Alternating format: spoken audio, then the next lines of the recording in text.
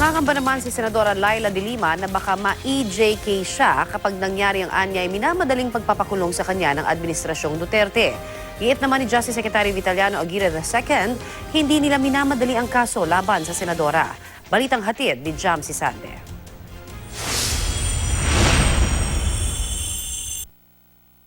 Pero dahil plastic yung aming handcuffs, dahil plastic din yung mga charges.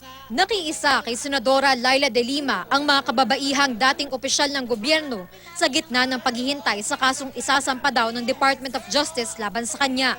Naniniwala daw silang inimbento lang ang alegasyong sangkot si de Lima sa kalakalan ng droga sa Bilibid noong Justice Secretary pa siya bilang ganti sa pagpapaimbestiga ni de Lima sa extrajudicial killings noong mayor pa ng Davao si Pangulong Rodrigo Duterte. Wala siyang ginagawang masama.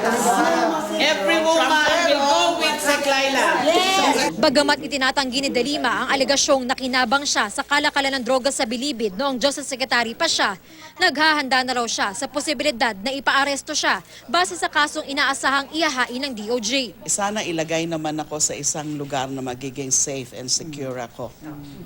Because marami na hong mga nangyayari, di ba? Pinapapatay din sa loob ng selda. So what is another EJK? Paniniguro ni de Lima, hindi siya manlalaban sakaling subukan siyang arestuhin.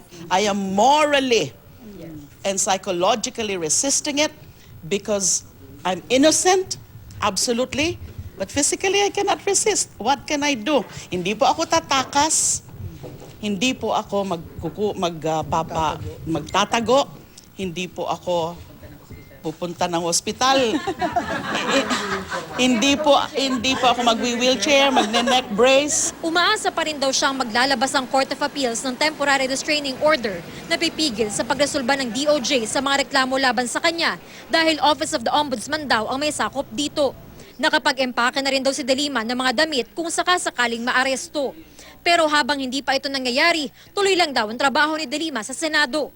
Si Justice Secretary Vitaliano Aguirre II naman nanindigan na hindi nila minamadali ang kaso laban kay de Lima. Baka this week nyo daw ilabas yung resto. Sinabi ko naman yun na baka any day eh. So sa ngayon wala pa.